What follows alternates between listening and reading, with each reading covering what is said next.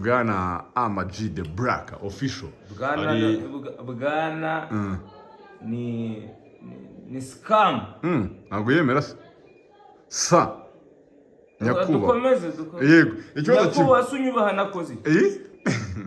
Amagina guhaye ugiye gucyura. Neze naje neze. Ni wagiye amverope. Twazi.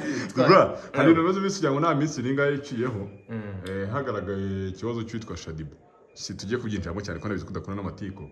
Ahubwo nabonye Shadibu yasubije abantu basa naho bamwibasiye bakumva ko ibintu byabaye arataka ari umuntu usinda kugera bakora ibintu by'abantu bibasira abantu baguye muri kesi runaka bivuga iki. Ugasanga umuntu koko nagaze impamvu y'ibyo bintu na ese koko ko umuntu yaba yanyweye inzoga bita bitanga uburenganzira bwo kumuntu aryama n'umuntu atabishaka. Ninde Shadibu yarabyivugiye? Shadibu yasohoye statement yihanangiza abantu bagiye bamwibasira bitewe n'ibyo yatangaje bati ntibyari ngombwa ko bishyira ku nkoranyambaga ko yasambanyirwe ku ngufu. Bati yakaba yagiye gutanga ikirego mbere yo kujya ajya ku nkoranyambaga. Ubundi wowe ibintu byo kujya kwitaba urwego ukabanza gupostinga ka video byo kubanza gutanga ikirego kuri social media wifata ute? Okay. Urwego rw'ubugenzacyaha ngira ngo ari ikintu rukora. Yego. Noneho n'umuntu ugiye gutanga ikirego kiwe mu kotinga ibyo bavuze. Ibyo Shadibu yabwiye niba ari uko bimeze amakosa mani nta muntu udakosa. Ariko njyewe sinjya nkunda kwinjira muri ibyo bintu paso. Ibintu ntazi simbizi. Nacyo cyane ko niba uwo ngo yarafunzwe n'ubundi biri mu butabera. Yarafunzwe? Yatawe muri yombi. N'abantu batangiye bavuga ngo ni prank bakimara kubona afunzwe bavuze ariko yawe no si prank. Nimba Shadibu ari cyo yabitangaje mu voting bya Shadibu ibyo kuba yaratawe muri yombi nyine ubutabera nabwo bufite ibyo bazatangaza gusa giye sinkunda ibyo kubyumva no kubivugaho no kubyo kwinjira muri dosiye zitandukanye. Ariko si byo abantu bavuga bati umuntu ntiyakaba yatanga ikirego kuri social media byo bivuga iki? Social media ntago ari ku rukiko. Ntago ari kuri iri. Debra ugize ikibazo wajya kuri TikTok. Social media ushobora kuhakorera ibigize ibyaha. Yego. Ni nayo mpamvu aho kwatabariza. Aho ukahakorera ibyaha. Ubu se ndamutse wenda urugero nsinze. Nkaza gutukana. Karubanda. Tega no gusinda mu ruhame bigize icyaha. Kandi hano kuri social media ni mu ruhame. Ni mu ruhame kuko hano abari abantu barenze babiri. Ubwo rero mujye mwitondera izi social media ziradukoraho bamwe abantu batari bubigendemo gake. Hano abantu bavuga ubu mu kimwe cyo bamugani ntago social media si abantu ho gutangira ikirego cyo nacyo nigeze ko nyanga abantu bacyumvise. Niba wagize ikibazo ushobora kugenda mu nzego. Hari kuntu procedure binyuramo. Nese ubu tuvugisha ukuri. Wantutse. Yego. Ngo nje kukurega ngo kwa Godfather cyangwa kwa Kasu baragufasha iki? Ujye ubona abantu se bajyana ibibazo bakaza kubikemurira aho ngaho. Nyine biragufasha iki? Biratanga content. Ariko nitugirana ikibazo ukajya kuri RIB content iriga man sin ukajya kundega ahantu habugene. Reka tayambonye ijambo ryiza. Habugenewe. Yego. Aho birumvikana. Ariko kumbwa ngo Patrick ngo yaraje ngo anyibi inkweto ngo nawe namutije. Mwaza kwa Godfather, nkajya kwa Kasuku, nkajya kwa Dumba. Yego. Ibyo nta kintu bikemura ahubwo hari inzego zibishinzwe. Yego. Wakabaye ujyamo. Hari mutwara sibo. Hari mudugudu. Yego. Hari akagari. Izo nzego zose hahandi habugenewe twavuze. Hari umujyi wa Kigali. Yego. Hari RIB station zitandukanye kandi aho hose ngira ngo zifiteho amabranch. Hose bakira ibirego. Uje kundega kwa Ama-G kuri TikTok wagwa. Yewe mbifata kuri mbibona ariko hano abantu bavuga bati ari igihe wenda yuza no gutanga icyo kirego society itari guhita ibimenya kitarakemuka. aho ugasanga abantu bahise bari kunyuzamo babonye ko wari wasinze ukanasamba nk'utabizi ukabona none wihaye abandi bantu batari nk'uko babimenya ushobora no kurukira kuri live ugasanga none wihaye urw'amenyo wihaye urw'abasetsi ntabwo ikibazo gikemukira kuri social media ibibazo bikemukira mu nzego guhera mu rw'ibanze kugera hejuru nta ibindi ni ukugorana ahubwo se wa mugani umuntu agira ikibazo nawe akaza kubyandika kuri Instagram ubwo arakurezera ngo amagingo yaranyambuye Instagram boss wayo urabuze nawe nzi urumva utari guta inyuma ngo Amagide Black ngo yanyambuye miliyoni ugahita ubyandika kuri Instagram ubwo utanze ikirego ubwo se urabikemuye arayigushubije se ahubwo utangiye abashaka reka nkubwire ukuntu nabibona abashaka comment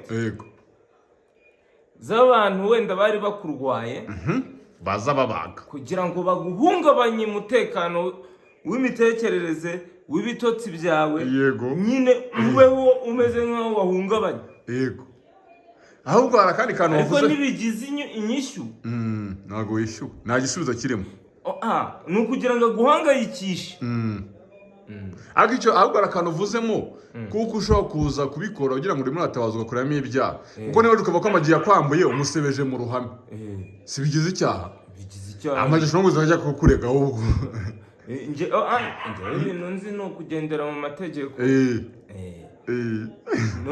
numurera amafuti hari amategeko cyane niyo twitabaza buriya narakubwira buriya mubwiza ukuri umuntu wese mukuru utagendera muri ibi bishuko bya social media yagakwiye kuba afite umunyamategeko we afite metero umubwira utari ku ibi bivuga ibi bikora wakora ibi nta kibazo unabaza ubundi busobanuro abandi bitambitse yego ku buryo nimba umuntu yaje kuri social media akanyibasira mbwira metero nti uyu muntu mwabivuganyeho we nta kintu ukivugana n'umuntu jewe nta hantu mpuriye n'uwo wowe uri umwere pe ariko umunyamategeko akabikurikirana niko kazabahembera ariko mugana numva ko ubwo wenda isomo rivuyemo ni uko abantu nyine baba bakwiye kurega aho bigenewe ikindi kibazo twisoreza n'undi gishomeke kuri icyo ni nka be yacu tunasoza kugira ngo reke nanagushimire ko wampaye umwanya ahandi bantu bavuga bati wa mugani urubyiruko rwishora mu biyobyabwenge kugeza aho umuntu ashobora kunywa ibiyobyabwenge agashiduka wenda bamukoye n'ibindi atanazi ibintu byitwa ibiyobyabwenge mu rubyiruko bibona gute hari abigeze kwibasira urambwira uti ntabwo uriya namuvugaho none umugi rwabikoze ibiyobyabwenge mu rubyiruko navuga ko ahanini ari ikigare ugendera mu bigare ugasanga kwa runa hari utuntu tujya tuba nuko umuntu atuvuga mugahita muza mugatuka umuntu gusa njye bitutsi ntibikimfata warabirenze mfite umwera ntago wakinsiga ngo kimfate igikoto ni igitutsi ntago ifata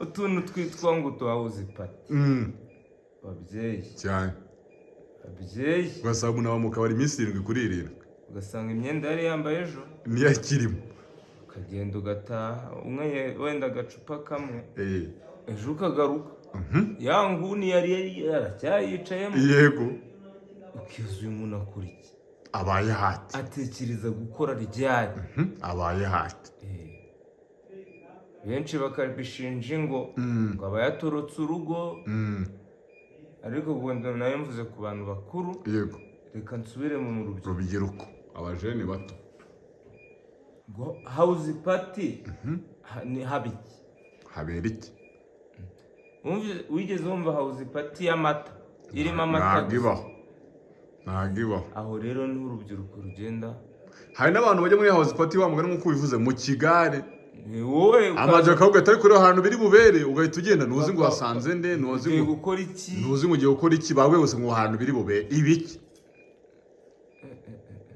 ikibazo gikomeye cyane rero ntekereza ko urahamagara pasiteri ngo ngwino utwara umwana wawe yaborewe urumva icyo kibazo cyane ngo uramusanga ngo tumusanze aryamye muri borodire ngo yaborewe mani n'umubyeyi yagira agahinda mani birababaje ariko nababwira ngo urubyiruko simuvuga ngo abantu bamenyekanye ngo ni indorerwamo za rubanda. Yego. Nta cyiza cyabyo kumenyekana. Oya. Twe tumenyekana kugira ngo tutange inama. Wenda nimba ari umuntu nkunda ari urubyiruko wakubona kandi usanga se n'umuntu uyobya abantu yaramenyekanye. Wikumva ko hari n'abazi ko ngo amajiburiya ntago ngo yarapa kuri yatanyweye ibintu. Ngo natakizemo ikintu niyajya kuri stage. So ibyo ni ibintu bimeze nicyo kintu kinjena mu buzima bwawe.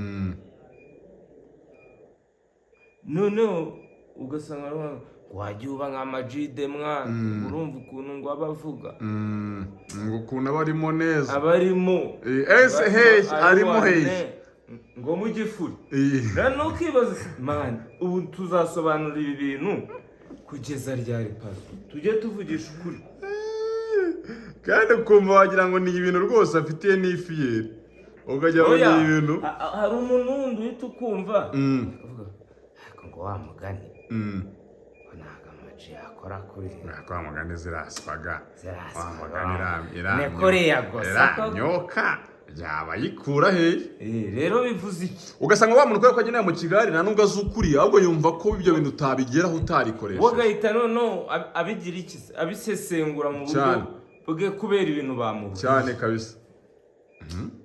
Ase Patiri uzi kuba bavuga ngo umuntu ashobora kuba utararikoza mu kanwa kawe bari gushinja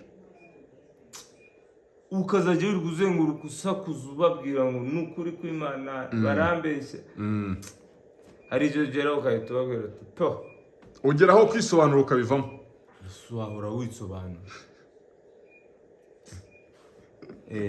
Rero ibiyobyabwenge mu rubyiruko ntago duhakanye ko birimo ariko mugerageze cyane mugerageze bikwangiriza ubuzima ukava ku murongo kandi noneho nta nubwo utekereza hari indirimbo Riderman yabivuzemo harya niyihe iheruka imwe hari indirimbo Riderman yabivuzemo iheruka ndabizi hari umujama ngo yarazi yego noneho hari abantu b'umugari bikubuza gutekereza akazi. Nimba wari ufite diplome ugomba kujya kudepoza nta nubwo ibyo ngibyo bikibyibuka kwifite wapi si ibyo bintu numva ari byiza. Kandi ababyeyi bagenzi banjye abana mubagire safe kabisa hari n'abantu kumurekura akagenda utazi yagiye ngo umwana ngo aba mu nzu ye ngo mu gikari ngo igihe cyose aziye ngo yitahiraho ibyo ni iterambere ntabwo ari iterambere ariko nabonye ari itegeko ryaje ritemera umubyeyi guhana umwana yicarana n'ababyeyi bakanaganira bakanagirana inama akanagisha inama ariko siko n'igihe usanga umubyeyi nawe ari umusinzi aragira ihe inama umwana ahubwo uwo mwana rero yagira se igira ihana inyoni erega famiye bivuze iki ni umuryango nyine familia nimba mama wawe arara agenda amajoro nta kintu gikuyeho ku mwana yambwiye ati mama ntabwo bikwiye noneho haje ama smartphone ujya kubona ukabona ibibazo ubonye bafotoye mama wawe ari kumansura ahantu mu kimanza muri boîte runaka cyangwa ukabona video ye hanze ari muri guest house ngo ari aho byabereye ukaza yataha ukanaceceka se ndabiheraye ariko ukantu uvuze hari n'igihe utwe n'igihe bakudaha video utabizi ajya ujya mu kavuyo umwana akaza kwigira ku gasinapu ugashiduka gutaye mutabizi inkuru ikabibaye kimomo ubwo mwakwicara muri salo wowe na so na nyoko mugaceceka mukaryama neva bakakubwira ngo umwana wawe nyamara asigaye nk'urumogi ngo asigaye agendana n'umwana wo kwa runaka umwana wanjye muramwanga ni ishyari ugasaba bigize big deal bakamufata mu mufuka Bro, tuba tuganiriyeho kandi sinza ko nyabona ikiganiro cyo kirimo n'inama bitari ukuganira Oya, gusa, ahubwo umuntu babyumve, ufite ubwenge ashobora kugira ikintu akuramo. ufite ubwenge akuremo ikintu utabufite nawe rwose ni akazi ke. gusa mwitabira igitaramo cya Bruce na The Ben cyane i Nyamata ku munsi w'ejo ku isabato. ku isabato ngarabura iminsi Kitoko na Bwiza. Mujye munamamariza abahanzi man. cyane kandi ikintu nabwira abafana baba bahanzi mugabanye ihangana, buriya ni umuziki. nawe harimo n'abafungwa bagendeye mu Kigali, hari uherutse gufungwa ngo ugasanga uje gufana umuntu ari kuraye muri gereza. ubwo se wungutse iki? ngo nuko gusa ngo we hari ikipe uriho ngo wafashe umuntu umushyira mu by mugozi. the way, ariko ntabwo ari icyo gitaramo cyonyine gihari. hari n'ibindi bya MTN Iwacu Muzika biri ingoma. harimo Chrisizi, harimo Bushari, harimo Davis D, harimo Kensol, harimo Marina ndetse nandi nibagiwe na Kivumbi King na Maron. Igitaramo cyiza cyane kandi namuvuze. harimo Bushari, harimo Kensol, harimo Chrisizi, harimo Marina, harimo Amaroni, harimo Kivumbi King. undi nibagiwe ninde? Kensol namuvuze nabo ngabo bahanze 8. harimo Amaroni, harimo Kensol, harimo Chrisizi, harimo Davis D, harimo Marina, harimo Kivumbi, harimo ndewundi mu bakobwa harimo Marina gusa. Marina Ebola ndamushujana herereye. namwe mwese courage man. kandi ikintu nababwira nayo ni show twari twibagiwe kandi nziza, harimo abahanzi beza 8 batumbi noronwa kabisa. kandi urumva ko movement yo muri sama mu gihugu hari show, hari vibes nyinshi cyane. ntabwo nareka kubabwira ko nanjye hano hari inkoko, hari amagi, yego, hari indirimbo yitwa Izaka Bwana igiye gusohoka. buri wese ari mu bye cyane. icy'ingenzi ni uko ibintu urimo gusaba bidafite ahantu bigongana n'amategeko. rero tukakubona watangiye guhura n'inzego. umuntu ibintu byose arimo aze waza kuba uri mu kabari uze kumenya kunywa mu gihe, ariko nabonye kunywa mu rugero. nabonye hariya muri Iwacu na Muzika babanza gukora tize cyane, bari kumwe na boss wabo cyane rwose. tumusuhuze cyane umukire witwa Mushyoma Joseph, amwita Bubu.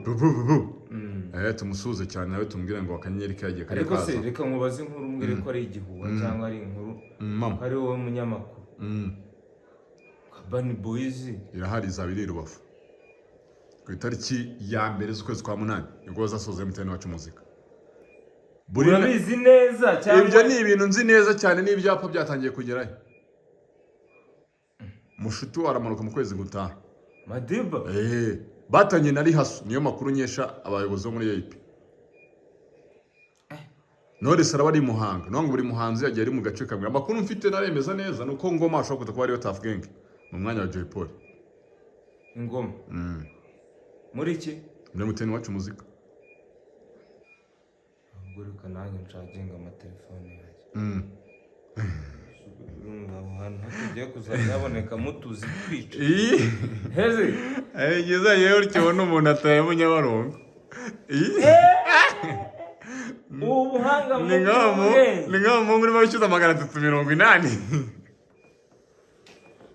bazavuga n'umunyamategeko we ntabyo uzi. jewe simbi nakoze produit nyishyira hariya nabo bashikifiteho ibisigaye n'iby'umunyamategeko. uzaganira ni mu by'ubwenge. Debra wakoze cyane kutuganiriza, abantu bakaze kudukurikira. Suzi Nore Tuyisenge tumusuze cyane w'abahanzi ndabikubwiye. yego